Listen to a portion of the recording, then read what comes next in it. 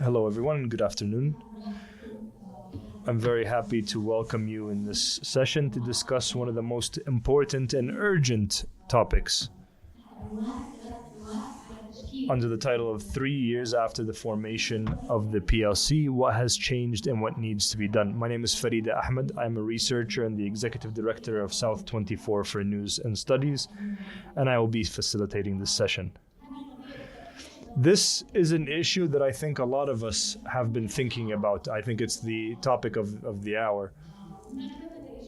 And there is consensus among politicians and academics that there is a problem with the PLC and with the PLC's performance. And these failures require urgent or pressing reforms, especially with the opportunities provided by regional and international developments, and unfortunately that the legitimacy has not tried to invest in or to take advantage of. In addition to its failure on many files like the political file, the military file, service provision, and also the escalating economic crisis.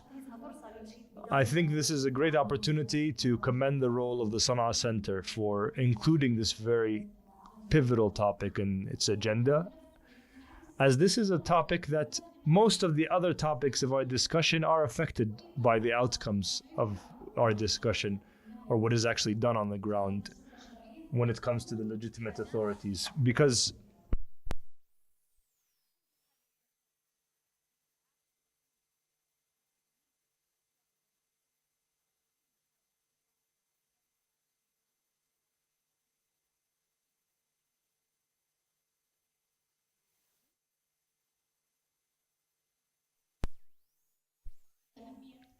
and this is where the importance of the session lies. And we hope that this is a session that will be as beneficial as possible, one where we have different perspectives and clear paths for steps forward, especially since we have a number of elite politicians whose parties make up an important part of the legitimacy.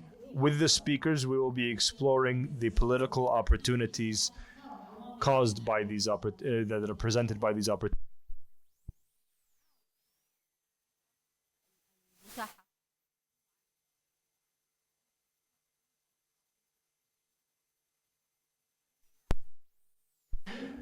We are sure that the participation of our speakers during the discussion will be very enriching interventions, and then they will also answer questions after their interventions. And we hope that we will be able to achieve tangible results from the outcomes of these discussions. We will start the session with a main discussion question that the speakers could answer to on what are the structural and contextual reasons that have hindered the effectiveness of the PLC. Each speaker will have 5 minutes to speak, and then in the second round of the questions, we will discuss what choices and options and alternatives are available for any solutions. We will also give an opportunity for the audience to ask questions or to make their interventions. I don't want to take too long. We will start with Mr. Akram Al-Amri, who is the Secretary General of the Hadramout Inclusive Conference and the Deputy President of the CRC. My question to you, Akram, with regards to the reasons or factors that have hindered the effectiveness of the PLC, we want to hear your opinion on this, especially since the CRC was formed in parallel with the PLC. Thank you very much, Farida. Before going into the discussion or answering your question on the ineffectiveness of the PLC, or how effective it is, I think we need to first take a step back to what was happening before the formation of the PLC, before April 7th, 2022. By looking at the political and military reality on the ground in the liberated governorates, we can see that the situation there was very bleak due to the political differences which were at their highest level, and we reached a point of political conflicts, open political conflicts between the components of the legitimacy, reaching even the point of armed clashes between the different groups, and the liberated governorates were divided between the various political components and their military control. In addition to the economic situation at the time, which had been drastically falling into a crisis. And so I think that the PLC, based on this context, was a political reality in order to help avoid these pitfalls or these crises. The PLC helped move the political actors on the ground to the formal leadership or the formal top of the hierarchy, giving them the responsibility for running the state. And this led to many positive developments. But if we wanted to realistically assess how successful this the PLC has been 3 years in, I think we're all in agreement that this form of collective leadership in Yemen, and other forms, whether before or after unification, were usually attempts that had failed. But we must be fair in our assessment of the stage, especially with the situation that the country is in. The lack of effectiveness does not just come from the membership of the PLC and its formation, but also comes from many of the challenges and factors that led to this effectiveness being not at the level that the period requires or what Yemenis hope for and aspire to. I think these are the main challenges of the political differences and the various projects within the PLC. And so these differences in political projects have hindered any attempt to reach consensus. But we were able to move from a stage of a political conflict before April 7th, 2022, into a form of severe or sharp political competition. And so this competition to try to gain as much as possible in the authority, this is due to the differences between the various projects and the difficulty in reaching a common ground that everyone can work on. All of the attempts to achieve political consensus on many of these topics have not been successful, have not been as successful as had been hoped.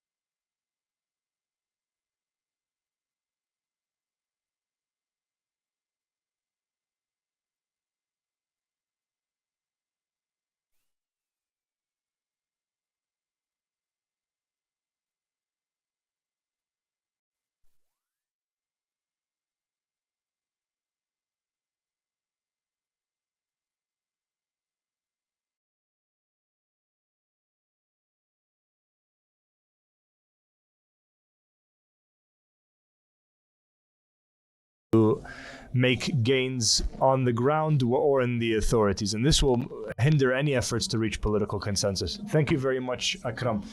Abdulrazak Al-Hijri, you've heard the intervention by Akram Al-Amri, in which we spoke about the sharp political differences between the various political actors and also their lack of seriousness and going into any serious discussions at this point, and that there isn't political consensus on this matter.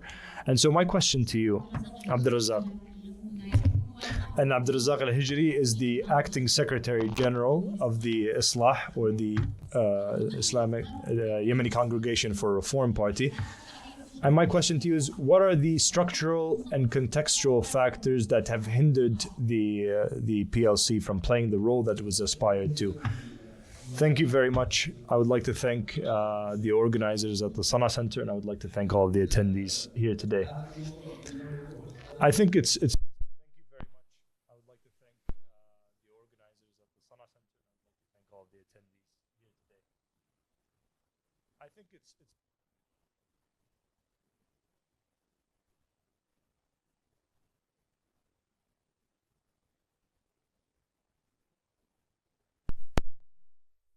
Problems, maybe in the form of the collective leadership and the large number of members that were included, the 8 members. This could be one of the reasons for the difficulty in reaching any form of consensus or agreement, or to try to achieve an approach that would be successful. But there are also other issues that come at the core of this topic. One of the topics, for example, that I believe contributed to the lack of success of the PLC was all of these different political projects crowding each other out, and the belief by some of the actors that this is the right time for them to try to make gains, to try to achieve their political project. And I think this is a real problem, whether on one side or the other, because any political project at this time, any political aspirations, whether we agree with them or not, will not be successful unless we restore state institutions and end the Houthi coup. As long as this terrorist group continue to control an important part of the country, and as long as they continue to have surplus power to take advantage of regional issues like the Gaza issue to escalate their war against Yemenis, there cannot be any political entity that coexists with it. Anyone that believes that they can achieve their objectives with the presence of this militia will be incorrect, because they will destroy everyone, whether they believe in a unified federal Yemen or those who want to restore a southern state. No one will be able to achieve their political aspirations as long as this group continues to exist. And so I think this is one of the problems that the members of the PLC face, and they continue to revolve around this matter.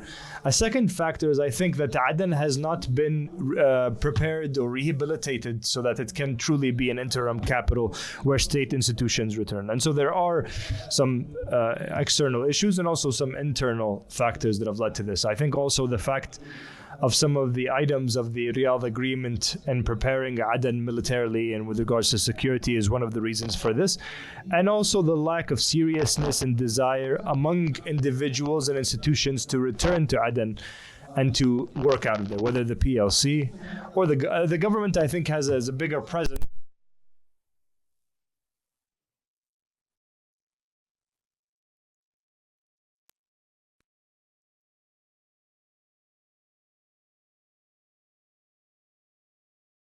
Been very mobile, has not been based. Parliament has not been allowed to return, if we wanted to be frank, for it to carry out its role from inside Aden. And I'm a member of Parliament and know this to be true. No one has interacted with allowing Parliament to return to Kara sessions. I think the CRC has done more than others and actually trying to have a presence and achieving something. And they've been able to produce 3 documents, and we reached an agreement on them. But unfortunately, they were hindered due to some of the comments that have not been completed or dealt with. One of the issues that have weakened the performance of the PLC is because it has not approved its internal bylaws. And this is a very important part of its work. Unfortunately, it has not been able to approve it, despite the fact that the decision or the decree by the former president to transition power has determined a deadline of 45 days for this to be approved. When we want to answer the question of whether the PLC has succeeded or not, we need to go back to the decision to transfer power. And what were the tasks that were given to this council? We need to look into whether they were achieved or not. Many of these tasks or functions, unfortunately, have not been achieved, because the objective or the function of this council is to restore the state and its institutions through peace or through war from this terrorist group. And unfortunately, this has not occurred. There are some positives that were mentioned by Akram, and I agree with them, that people have been able to shift their competition from direct armed clashes to clashes within institutions and through dialogue and perspectives and exchanging opinions. And so the armed clashes have ended, and I think this is a positive development. Another aspect of the things that might cause a problem and hinder effectiveness is the process of unifying the armed forces of the various members of the PLC not being unified yet. We're not even asking for them to be integrated, but at least for their command and control to be unified, for there to be an operations control room to try to control the various armed groups. And if they are harmonized and coordinated, they will play an important role and impose the presence of the legitimacy. But the fact that they continue to be fragmented makes it more of a problem than a solution. And so it's important for the military decision-making to be unified under the Commander-in-Chief, the Minister of Defense, and the Minister of Interior, but this has yet to happen. Even the Operations Control Room, they formed an entity rather than being a control room, being a control entity, and I think it's this difference in terminology led to a lot of the difference in performance. And so these are some of the problems. Sorry, Abdulrazak, I apologize. I'm sorry to interrupt you, but we can talk about this more in the coming discussion with regards to the alternatives and solutions. But I had a question to you as the Islah party. Does the Islah have reservations with regards to the PLC because it is ineffective, or maybe because the structure of the PLC has hindered or limited the Islah party's ability to influence that they had under President Hadi? Thank you for this question. We did not have any influence for us to be deprived of. The president was the deputy head of the GPC. He was not a member of the Islah, Hadramout Hadi. And so we did not lose anything with the shift to the PLC. But in general, at the national level, as a political actor, we believe that the performance of the PLC has dashed or has not rose to the hopes and aspirations of the people when it was formed. Rather than people heading to projects that would help improve and build the country, they have moved towards quotas where everyone is trying to include their allies into these government positions. And I think that this is one of the major challenges that we face. And so we've already presented this perspective to the PLC, whether all together or individually, whether the president or the vice presidents. And we told them that this performance is unacceptable and that their performance would need to be improved for all of our sakes, for the sake of the country as a whole. If the country is not restored, and if the authority of the state is not restored to administer the country, then neither the Islah or the GPC or the STC or the Socialist Party will win out. Yemen is much bigger than all of these parties, and so we should keep them to the side and focus on the national interest. Thank you very much, Abdulrazak. Let's move on to Maysa Shuja'addin, who's a senior researcher at the Sana Center. Maysa, you've heard the intervention by Abdulrazak, where he talked about the different political projects crowding each other out and the fact that there was no seriousness among the political actors to return to Aden as a capital, and also the armed forces not being coordinated. They formed the higher military committee or military coordinating committee, the higher Supreme Military Committee, in 2022, but their work has been hindered. And from your perspective, why do you think the PLC has not been as effective as some would have hoped, or most people would have hoped, especially since there are a lot of criticism directed at the PLC and its role? And do you think that there is any overlap in the functions and the tasks of the PLC with other government institutions? Thank you very much, Farida. With regards to the PLC, I think that the first problem started with its formation, with the formation of the PLC. When the PLC was formed, it was done in Riyadh with regional coordination, and Yemenis did not participate effectively, and their opinions were not taken seriously. And it was not, the formation of the PLC was not the result of a Yemeni dialogue. And so this was a part of a quota between regional actors representing the interests of these actors rather than the interests of Yemen. And so this is an opportunity to rethink the relationship between the coalition forces and the Yemenis, because it's very clear that there is no real dialogue between the Yemeni actors and the country supporting the legitimate government. This has led to a mutual loss of hope on both sides, because each side has expectations that are not being met from the other, the coalition and the Yemeni actors. And this is due to the fact that there is no real, clear, and transparent dialogue between them and a clarity with regards to the relationship. I think that's one problem. The second problem was the one mentioned by Abdulrazak, and it is the absence of any mechanisms to try to settle disputes within the PLC, how to resolve them, how to address them, how to distribute the functions, who exactly is responsible for what are the functions and tasks of the president of the PLC, the members of the PLC, and the prime minister. Especially since the idea of the PLC was to represent the various armed forces that were there on the ground as a result of the prolonged conflict. And this idea was not mistaken, because we are in extraordinary circumstances and we need to have some sort of representative institution to include these actors, ensure that they are part of decision making, but not in a way that would hinder people's interests and hinder the daily administration by the government of people's affairs. A third aspect was also mentioned by Abdulrazak is with regards to the military and security forces. Let's leave them as they are, with their affiliations, with their makeup, and most of them, if not all of them, are formed based on sectarian, on regional based on regional or sectarian factors, meaning that these armed groups do not represent Yemen as a whole. And so let's leave them aside. We're not going to work to merge them or integrate them now.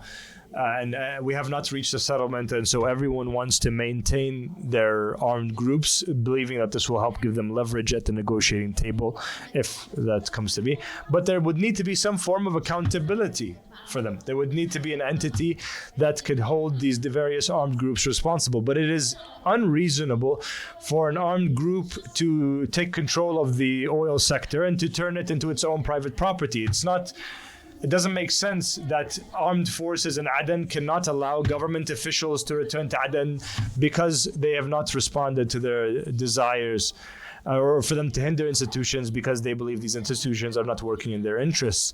The environment in Aden is one that no longer allows the government to operate there. After 10 years since Aden was announced as the interim capital, the government no longer operates out of Aden on a regular basis. There are no embassies there. We're talking about both internally and externally. And this means that the environment in the city of Aden is one that cannot be sustained in this form. In addition to the fact that people are suffering from the deterioration of service provision in the city. Thank you very much, Maysa. Do you think that the PLC is under pressure or intervention by external actors that affect or hinder its decision-making and independence, in addition to the factors that you've mentioned? The regional intervention within the PLC has decreased because Yemen is no longer a priority for these regional actors as it was. And so the problem is not in regional polarization, which is a problem, but that is not the main issue at this point. The main issue is in the nature of how the various Yemeni actors deal with each other. That these actors themselves are not clear in expressing what it is that they want, and they haven't reached a point of maturity that this type of relationship, and if continuing to operate in this way, will ruin everything for everyone, even for the individual groups within their constituents. This will hinder any kind of improvement. The current situation has become very clear that everyone has reached a point of despair from the point that the legitimate government has gotten. This applies at both in the popular level, and all of these political actors are losing popular support very clearly, and it's no longer convincing to say that yes, I'm in power, but I'm also the opposition, and I'm going to lead these protests. We weren't enabled to actually do anything. This kind of duplicitous rhetoric that is being used is no longer going to be as effective in shifting public opinion, and so people have moved away from this. Regional actors feel like they're funding actors that are not only corrupt, that are failures, which is worse than corruption. Thank you very much. Let's move on to Abdurrahman al-Saqaf, who is the Secretary General of the Yemeni Socialist Party. I have the same general question to you, Dr. Abdurrahman. If you can please enlighten us on what the reasons and factors are that led to the ineffectiveness and have hindered the performance of the PLC in achieving its own objectives and also in meeting the aspirations of the Yemeni people.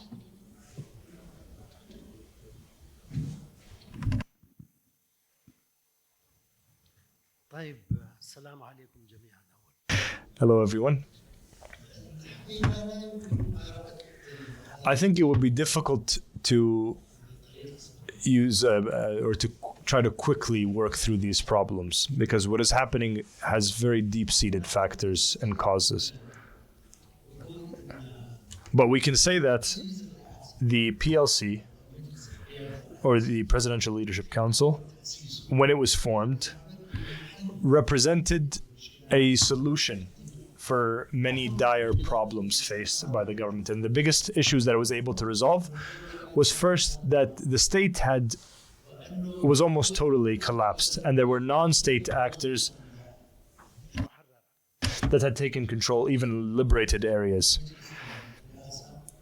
And so with the formation of the PLC was able to bring in these non-state actors into the fold of the legitimacy. And this has helped them gain legitimacy while also helping them gain national level legitimacy, not just popular legitimacy. And so at the level of Yemen as a whole. The second problem in dealing with the PLC is that the PLC represents a collection of actors who have varying influence, power, and roles. And so the organizing regulations for the work of the PLC, they wrote them as if these 8 members are section heads in a department. Whereas these regulations, the internal regulations and bylaws, should have set the rules for the political process. For example, there are people within the PLC who are there as individuals, and there are individuals who are there to represent active groups or forces on the ground. And so, for example, if we look at the STC, for example, the STC is a military, populist, and political actor represented by its leader or president who is in the PLC. And so he represents, and so this is someone within the same council, someone who is there only for their own individual influence, meaning that you're trying to make their voices or their influence be equal. And this was one of the major challenges that hindered any serious continuation of work in the PLC, taking into account the balance of power. And so that's one point. Another point is that the PLC came after various forms of settlements that helped restructure the national level government. The first was the Riyadh Agreement, and the second was the Yemeni consultations in Riyadh. The Riyadh Agreement specified a number of functions that the PLC should have created a strategy based on this agreement. But with the Yemeni consultations, there were 8 main files or working groups. And these 8 main files were forgotten as soon as the formation of the PLC was announced. And the problem of the PLC is that it was not able to do all of the things required from it, or to create a strategy that would help concert everyone's efforts together. They're operating in a vacuum, dealing things on a day-to-day basis. They get up in the morning and say, what do you think we should do today? Rather than the fact that they are an institution, should represent the presidency and need to have longer-term strategies. And so these main structural defects are the reasons that the PLC has been ineffective. But the PLC needs to be seen as representing a solution for a problem, and also an attempt to try to achieve a settlement in order to restore a national level state. It wasn't there for free. So you're just talking about that it's a matter of gathering of influential powers in the grant. This is not a question to be addressed only to the Socialist Party, but also the other political parties. They are really reserved with regards to the PLC, and this has denied them to leverage the power and the influence they want in the decision-making positions. But don't you think that the political parties themselves are responsible because they failed themselves to manage many crises, even prior to 2011, post-2011, and even after the incursion and invasion by the Houthi? So even the political parties were not good at crisis management. Well, this is correct. the Yemeni dialogue and discussions in Riyadh, although it was dubbed as a conference, albeit short, well, it confined and identified the activity and the functioning of the political parties, reflected later on by the CRC. Commission, which is an institution to be an auxiliary or in support of the PLC. But the way the discussions and the consultations were managed with regards to the CRC itself, it was managed as if it is directly reporting to the PLC rather being an independent entity, at least relatively. And from day one or minute one, there was some kind of harassment for its membership. Another point, there is an issue, there is a problem with regards to the statement, or what do you call it? Can you remind me? The Riyadh Declaration, which says that in case there is a dispute or disagreement between the members of the PLC, they can solicit the help of the CRC. But regrettably, the CRC was not allowed to attend the PLC meeting and one consolidated unified voice. They were allowed to come with 5 different voices or votes. So PLC is now made of 13 votes. And the CRC, instead of being auxiliary and supporting a tiebreaker, they became part and parcel of the whole commotion and problem. Now, Mr. Nasser Khobaji, the head of the political bureau of the STC and the head of the negotiation affairs unit. You've listened to Ms. Maisa and Dr. Abdurrahman as well.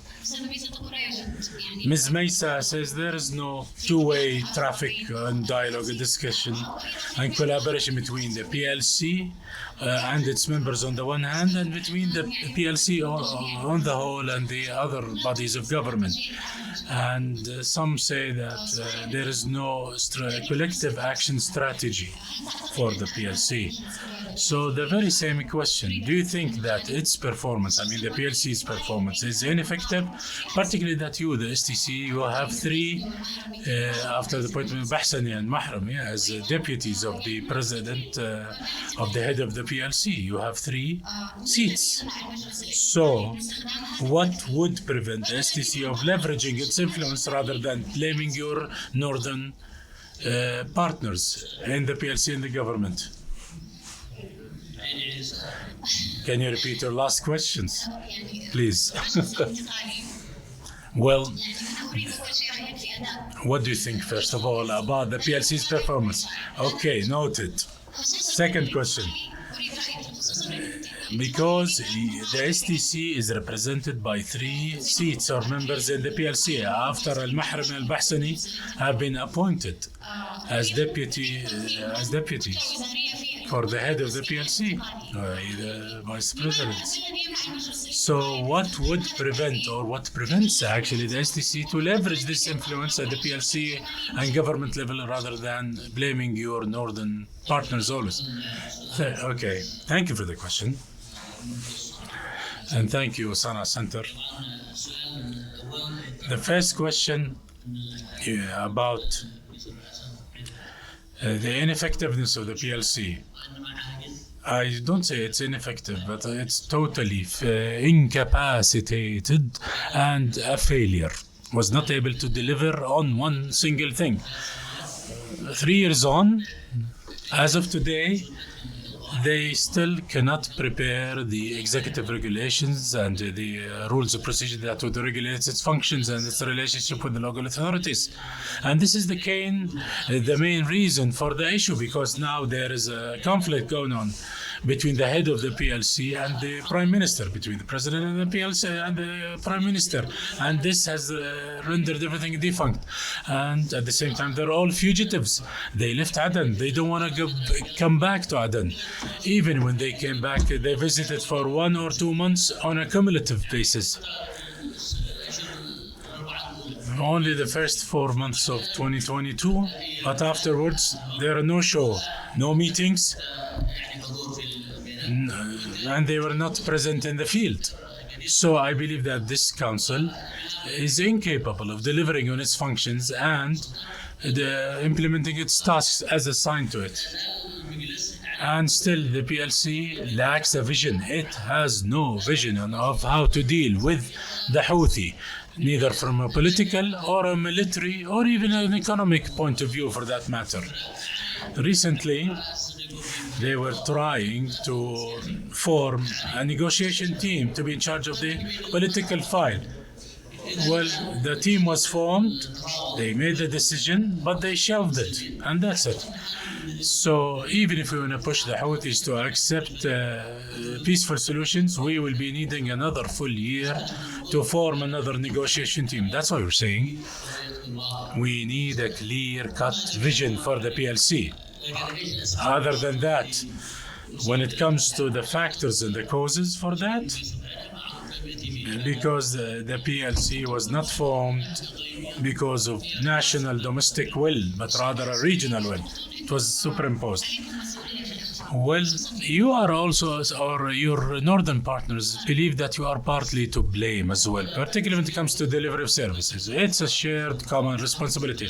It's not the STC to blame. Yes, we do have 3 members in the PLC representing the STC and probably 6 ministers in the cabinet. But it doesn't mean that we call all the shots. The one who's pulling the trigger is only one, the president, by the fact that he's heading the PLC. And he takes decisions without checking back with us. Even appointing our ambassador in Germany, there was no consensus. And all the PLC members say we do not know how it was taken as a decision. And many decisions were just put in the drawers, as we say literally in Arabic, or put on the shelf. And many decisions were agreed upon so that they could be published and disseminated, but none of the like happened. And it was frozen or suspended.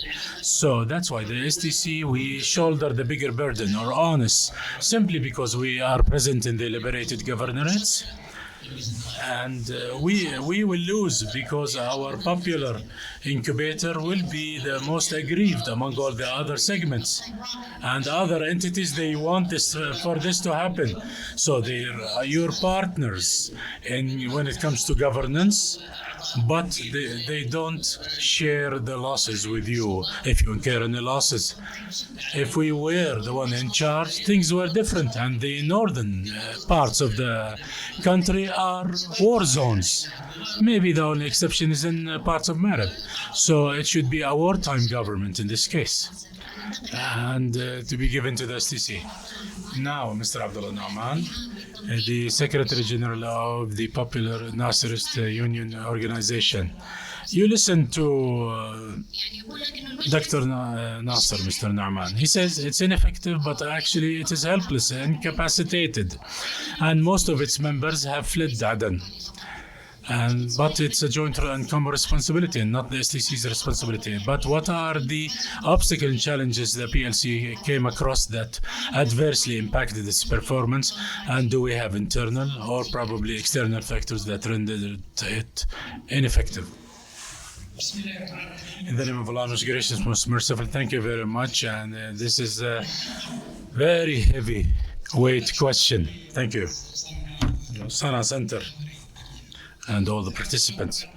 First of all, I would like to say that I do hope and wish that this panel be a leeway to correct approaches rather than another pretext or justification for regional intervention that would take us from one version of legitimacy to another version of legitimacy, etc.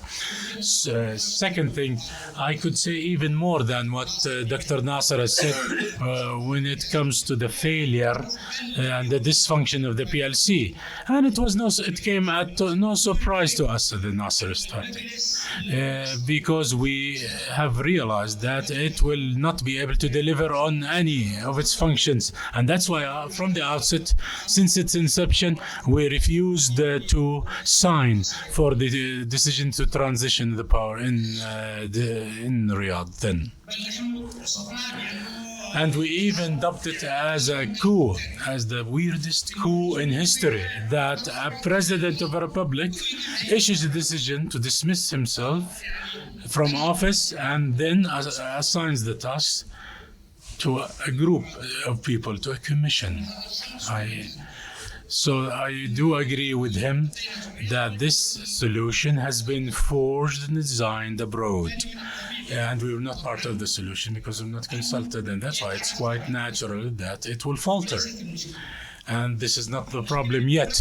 The problem is that there were no serious or earnest solutions to address the situation, neither by the PLC member nor those who designed it regionally and globally, nor by the political parties and elements in Yemen. We need not blame only one single entity, the PLC or others, but we as political parties were partially to blame as well. Let's be clear about it. I say that the causes of the crisis could be attributed to the different conflicting projects, agendas, and the acute, severe, harsh competition between the actors and the players in order to serve a regional agenda, and also other supporters like Oman, Qatar, Turkey, and the key opponent regionally, which is Iran in this case. All of them are fighting. And it's not that there is a competition from abroad, but also the problem is that we do accept, willingly or otherwise, to be the tools of implementing foreign desires. Please don't give me your hands, okay? Don't clap. The problem is as follows.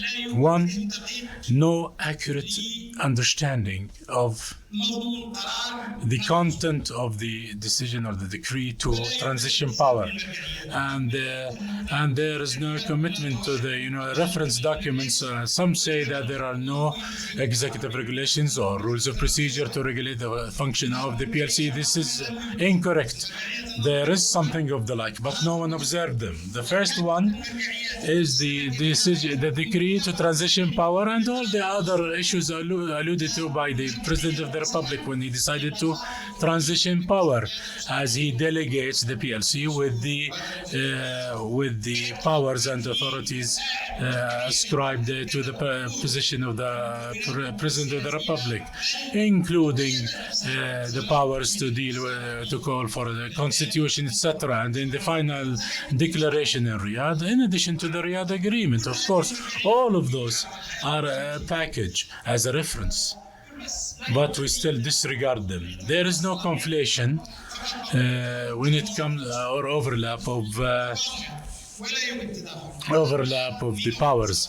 I'll refer you to Article 105 of the Constitution, that on behalf of the people, the executive authority shall be delivered and performed by the President of the Republic and the Prime Minister. The second article, that they will work to embody the observation and the respect of the Constitution, the rule of law, and the principles of the Yemeni Revolution. The PLC that is now acting on behalf of the President, how does it really embody national unity and coherence and represents the will of the people, whereas they are acting in an antagonistic fashion against each other?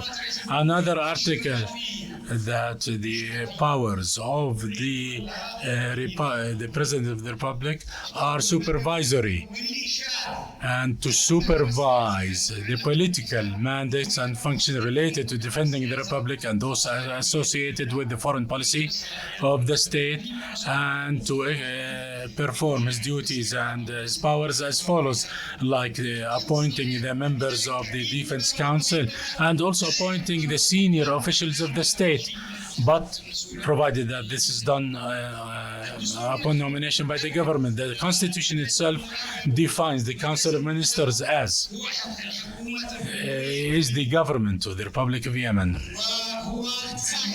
Please be brief, she's telling him. and it is the supreme administrative and executive body of the state, and all other agencies and entities report to it and are affiliated. And it provides for the same about the Council of Ministers. The PLC that is now replacing the President in enforcing its activities as a collective entity, as a group, not as individuals. Its legitimacy is taken from the bringing the coup to an end and the restoration of the state. When you lose that, you lose and jeopardize the legitimacy and the raison d'etre. Thank you, Mr. Abdullah. Okay, we'll start round 2 from your side so that you can continue. But allow me. You're talking about the PLC, failures, and issues. Let's assume that the PLC needs a strategic vision. Let's talk about the available options and alternatives. What are your suggestions for the overall features of this strategic vision? Let's talk seriously now. I believe that this vision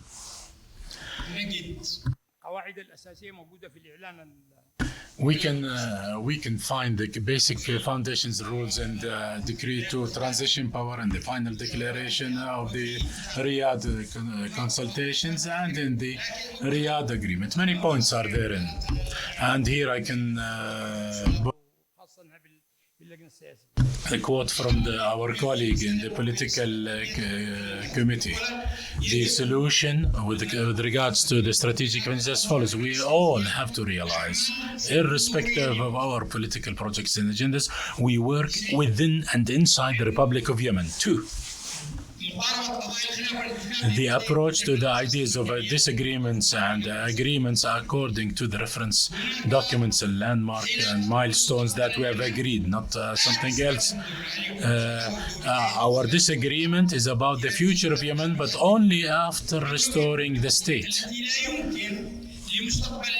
The first priority for the future of Yemen that we cannot effect or achieve, whether it's going to be a federal Yemen or the restoration of the southern state, etc., cannot be implemented until the rule of law is restored and the institutions and the legitimacy of the state are restored.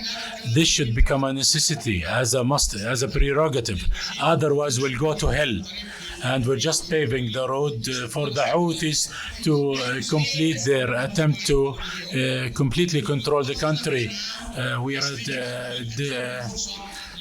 We should not feel despair with regards to the international community, because the escalation efforts by the Houthi has granted us an opportunity to force them to go back.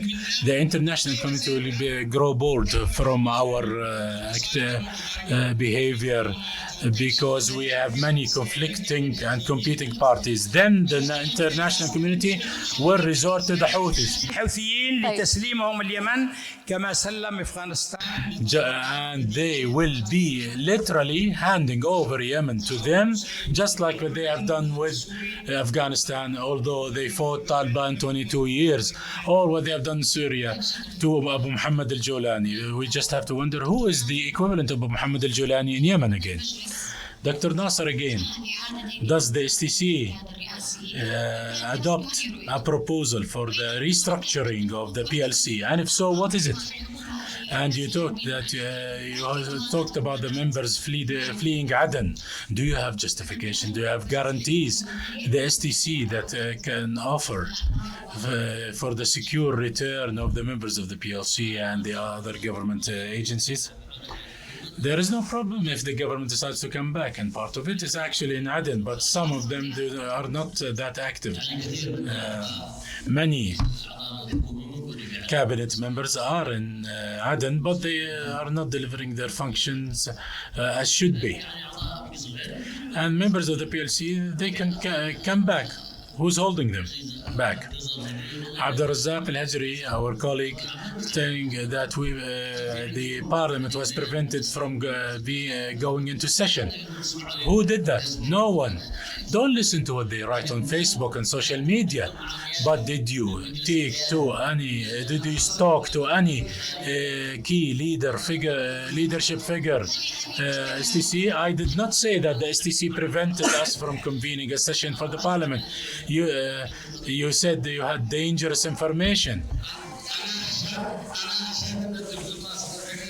I hereby assure that I met Dr. Nasser in Aden and he welcomed if the parliament is called into session in Aden. Last meeting, the speaker with the president of the STC, Aidarus Izbedi, and they agreed that we will extend an invitation to Sultan to come back to Aden and explain our concerns, what you have and what we have. But it seems that you don't want to come back, period. Because you're staying in Cairo, Riyadh, and Turkey, and Abu Dhabi, and no one has the desire to come back. It's difficult for you to come back. You see, your wives are living here a luxury. They don't want to go back to all the toil and trouble. So what is the STC's suggestion, proposal for the restructuring of the PLC? What is the STC's proposal for the restructuring of the PLC? The responsibility of the restructuring, well, first of all, it's a big number.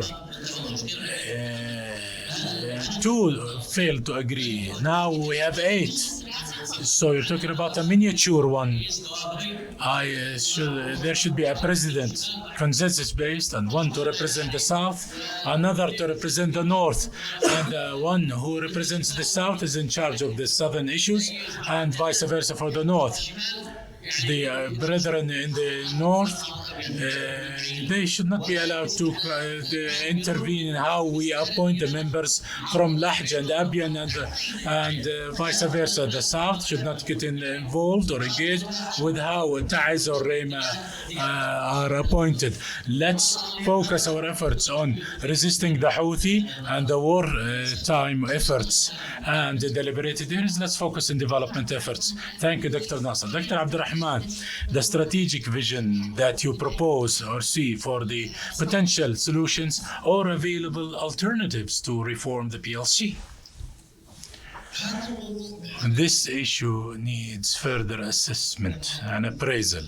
It cannot be done this way unless it is now established with everyone that it's a total failure, period. Well, it's a relative issue, by the way. Microphone, sir.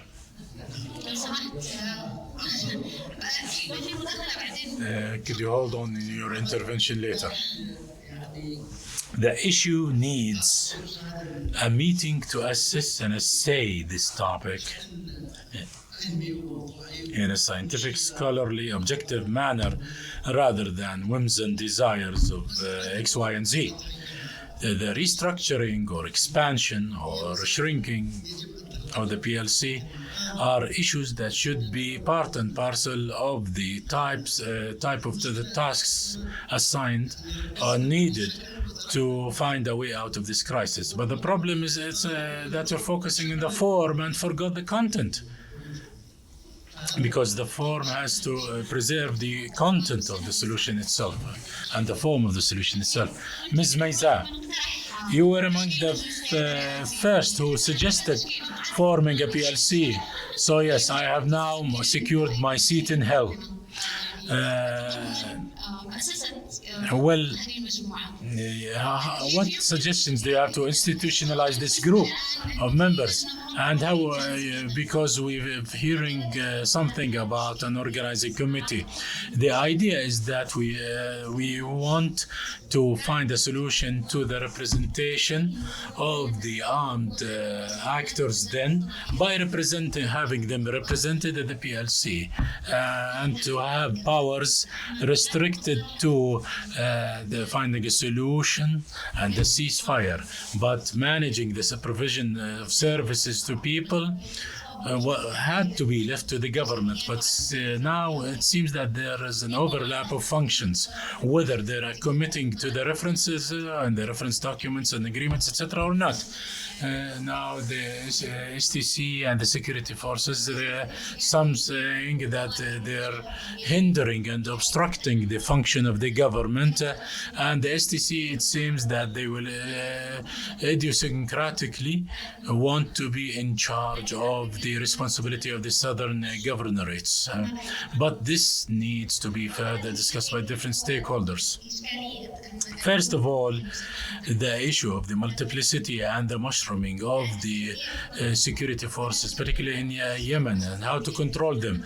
Would it be the STC while maintaining their loyalties? But how do we consolidate them? Who's going to be in charge of the consolidated security forces? Is it going to be the STC or not?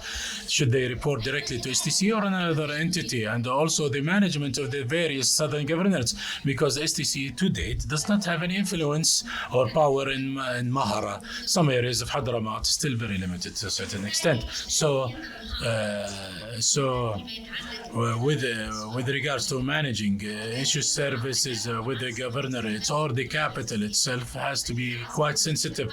It's the interim capital of the country, as long as we are yet to finalize what's going to happen to the Yemeni state as a whole, and then to decide in the capital, so we can decide with other governorates and discuss how they could be managed. But for the capital, this needs a discussion, and I still insist that it should be a Yemeni dialogue and discussion. Thank you, Asma. Mr. Abdulrazak Al-Ajri, what's your vision for the PLC reform while maintaining the collective leadership mode of operation or modus operandi? Well, I'm going to suggest something in order to improve its performance through the proposed vision. Well, the vision, there should be a clear vision to restore the state and to put an end by war or peace to the coup, unifying, consolidating the military and security forces, and to resume the export of the hydrocarbon sector, oil and gas, and also anti-corruption, and also the Oversight Commission on Tendering, and also to put an end to the dire economic deterioration of the situation for citizens, and also to settle the southern cause, because this is a very important issue, and also to control the state revenues, and also to stop the hemorrhage and the waste in public funds. Thank you very much, Akram. Based on the ideas that were presented, as well as some of the facets of the failure, what are some of the alternative solutions from your perspective? And also, as a representative of the Hadramout Inclusive Conference, do you believe that Hadramout needs to have a certain status or role in this reformation of the PLC, especially since the Hadramout Inclusive Conference has said in recent statements that they want to play a role in that? Thank you. With regards to the first aspect on Hadramout, I think it's very important for us to talk about Hadramout, especially with the rising tensions for more than 8 months now. And I think that these tensions will have a negative impact, not just on Hadramout, but all of the liberated governorates, and will also impact the leadership institutions of the state. In Hadramout, and specifically in the Hadramout Inclusive Conference, we've participated in many different Hadrami dialogues because we do not have representation, and we do not have a clear representation on the PLC. And this lack of representation, or this lack of partnership, has led to the ongoing tensions that we see in Hadramout. And I don't think that this issue will be resolved, and the situation in Hadramout will not be normalized unless Hadramout is included at all levels of the state. In Hadramout, we started, these tensions rose 2 years after the formation.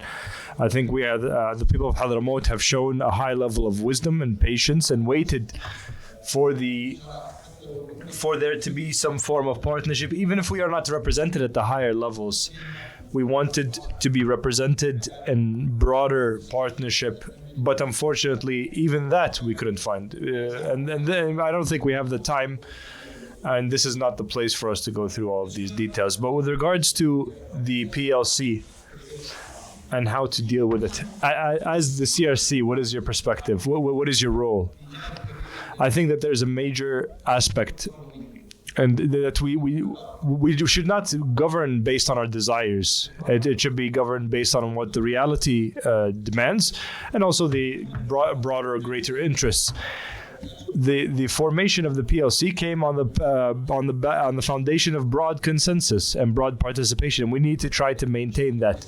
It seems like we have a problem in the performance and the effectiveness of this council, and we need to work in that direction. How can we work seriously and responsibly to increase the effectiveness and performance of this council? And I think that will require 3 steps. The first step, we need to reach a consensus on the urgent and sensitive political issues that we might even not be discussing at this time in all these institutions. These issues need to be dealt with seriously. We need to take into account all of the concerns of the various actors and to provide the necessary guarantees. I think that is a very important step, and we need to make this very clear and to specify the mechanisms that will help lead us there. The second step is related to the political actors. The political actors need to extricate themselves from this attempt to dominate and take control of state institutions and resources. The government and state institutions must be given the space to manage and administer the country institutionally and based on the rule of law. But for many of these political actors to feel like they're gaining concessions as part of their participation in authority, without having any tangible results at the service provision level, that is unacceptable. The third step is we need regional, positive and influential regional intervention, one that is engaged. We're a country that has collapsed due to the conflict, and we will not be able to stand back up again on our own. We need a partner, a regional partner, that deals, that engages positively and is influential, so that we can work together to help Yemen rise up from this very difficult situation it is in. Thank you very much, Akram. If anyone has any comments, any of the participants. Sorry, Abdullah. Just two quick things, and I'll be done. I wanted to say that the actors represented in the PLC represent components, not individuals. And so these references are binding both for them and for the components they represent. Secondly, the STC should not be held fully responsible for hindering this process. And we also must not allow the STC to say that they're going to be the managing the South and that they are the South and no one else should be involved. That is irrational and unacceptable. We could tell the STC, let's say the STC is playing the role of a spoiler. We worked on the outcomes of the NDC, so why don't we try to unify us on the other side? Why don't we unify our own armed forces and put the STC in a difficult position? The answer to that is that no other actor wants to do it because they have their own political aspirations and projects that come outside of the national interest, and this is what is going to lead us down the road to a much worse future. Thank you very much. We'll take 3 comments or questions. 2 minutes, please. Introduce yourselves before speaking, and then we can start. Let's start on the right. Yes. Abdurrab Salami, over to you. 2 minutes, if you can. We'll start on the right, and then we'll get to you. Thank you very much. My name is Abdurrahab Salami, the head of the Al-Nahda movement. First, I find it surprising that those criticizing the PLC are from the components that make up the PLC. The people there on the panel are represented within the PLC and in the government. And so for us to hear this publicly shows that there is a real and deep-rooted crisis. And when these deep-rooted crises occur, it will head in one of 2 ways. Either there would need to be a broad external intervention that brings us back to square one, or maybe down a new path, or for there to be changes that destroy everyone. I want to remind everyone just very quickly, and it might be a bit shocking, but the legitimacy of Ashraf Ghani in Afghanistan. This was what was supported by the international coalition, supported or led by the United States. When this legitimacy became corrupt and its components started to fail and fall apart, they gave up on this legitimacy and dealt directly with the opponents that they had been fighting for 20 years. And the same thing happens with the national coalition in Syria. This is another example of what our legitimacy is like. Thank you very much. We also would like a woman to participate. Thank you very much. Abdullah Lemles, I'm a former minister. I'm surprised that the GPC is not here on the panel. Where is the GPC? That's the first question. Because they're at the head. The president of the PLC is from the GPC.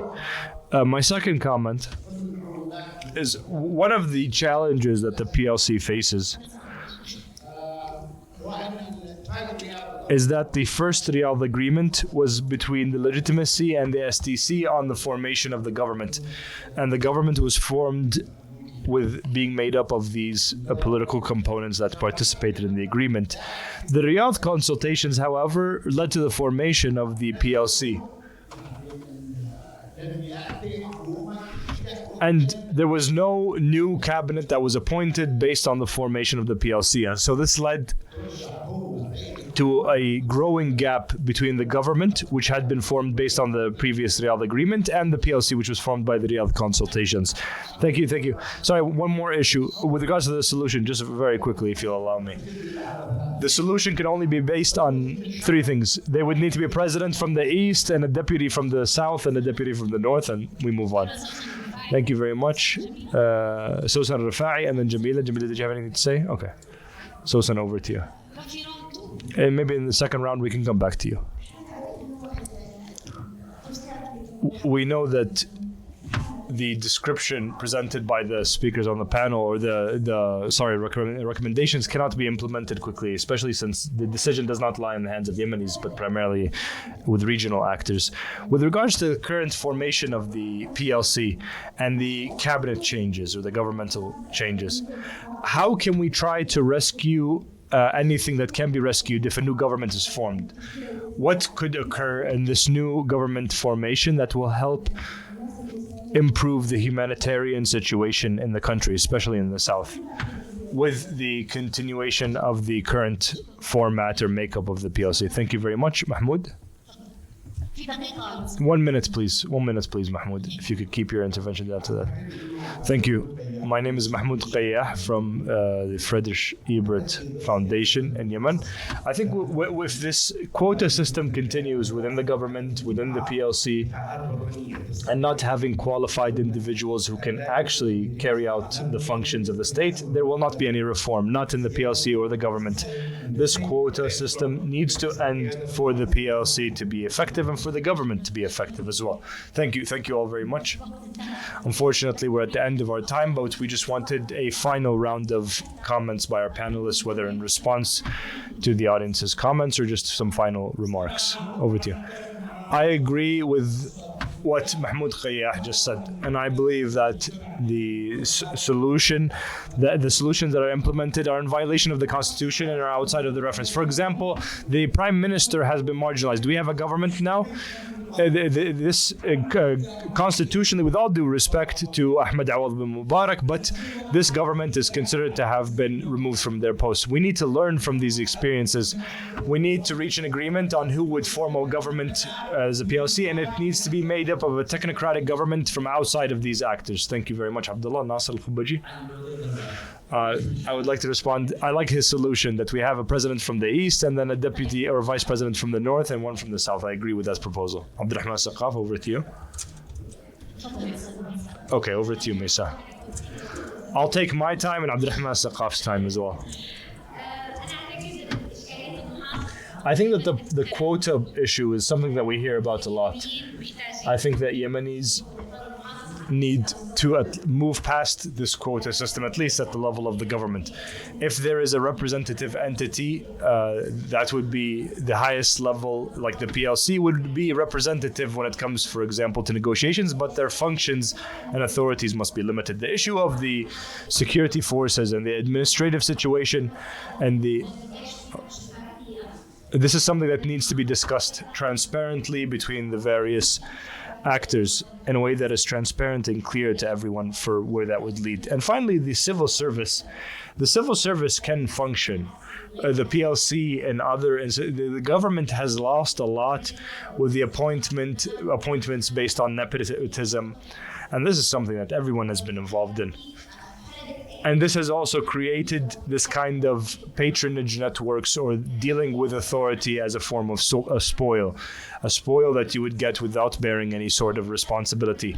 And this leads to people who are unqualified being appointed to these important positions. And so activating the role of these oversight and accountability entities and who exactly appoints who, this has been a major problem within the legitimacy, and it has hindered the state's performance. And I think resolving them is very important. Before moving on to Abdulrazak Al-Hijri, we had two quick comments, please, because we had a little bit more time. 1 minute each, please. And then Maha Awad, an additional minute. If you could give the microphone, please, here. Hello, everyone. 1 minute, please, Maha. Hello, everyone. Thank you. I am Maha Awal, the head of the Wujud Foundation for Human Security and the coordinator of the Women's Summit. My question is, was the PLC created to lead to further gaps and to allow the conflict within the legitimacy to be managed? That's the first question. The second, it was mentioned that there are projects or aspirations that have crowded out the others. Can we know, is this something that is linked to the interests of the people, the interests of Yemenis, or is it narrower in these interests? And secondly, or third, the PLC was formed in a way that led to a gap between the people and the council itself, and the suffering that we see today, with people's voices not being heard by the PLC, with even protests being repressed and protesters in Aden being detained because they are protesting the very difficult conditions. What is the role of the PLC in all of this? Thank you very much, Maha. One final intervention here, and then we can conclude. Over to you. 1 minute, please. If you could introduce yourself. Thank you very much. I'm Ahmed Ajroum, the head of the coalition of the people of Shabwa. All of our discussions are taking place far away from the actual interests of the people on the ground. If the political elites, as you've explained to us, if the political elites have gotten to a point where they can't even reach consensus amongst themselves, we need to come out and bravely state or address that the time has come for us to reach political solutions, national reconciliation, and the Yemeni dialogue in order to escape this very difficult crisis. If you had any further comments or would like to, I just had a quick comment on